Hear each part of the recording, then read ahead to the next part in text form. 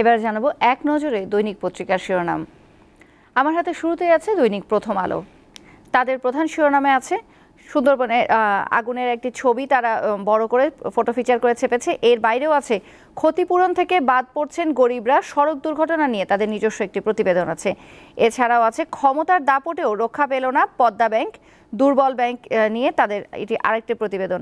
আর আছে সুন্দরবনে বারবার আগুন, তদন্ত কমিটির সুপারিশ বাস্তবায়ন হয় না। এরপর আমার হাতে আছে দৈনিক যুগান্তর। তাদের প্রধান শিরোনামে আছে সিপিডির সংলাপে বক্তারা জানিয়েছেন মূল্যস্ফীতি ও ঋণ ঝুঁকি অর্থনীতির বড় সমস্যা।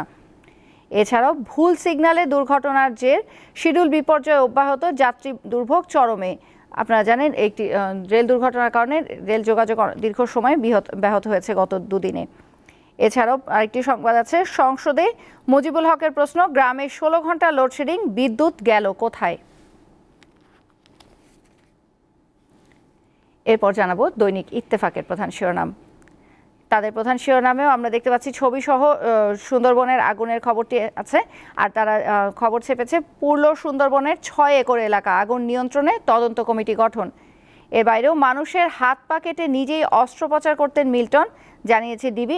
তাদের গোয়েন্দা সংস্থার অপরাধীকে ধরার খবর তারা দিয়েছে। এর বাইরে প্রধানমন্ত্রীর সংবাদ আছে তাদের ছবি সহ। তারা জানিয়েছে সশস্ত্র বাহিনীর সংকটে জনগণের পাশে দাঁড়িয়ে আস্থা অর্জন করেছে, এটি বলেছেন প্রধানমন্ত্রী। এরপর জানাবো দৈনিক সমকালের খবর। তাদের প্রধান শিরোনামে আছে পুঁজিবাজারের খলনায়ক ফারুক, কারসাজির ছড়ি ঘুরিয়ে চলছেন বুক ফুলিয়ে। জালিয়াতির ঘটনা প্রবাহ নিয়ে তারা একটি অনুসন্ধানী প্রতিবেদন করেছে।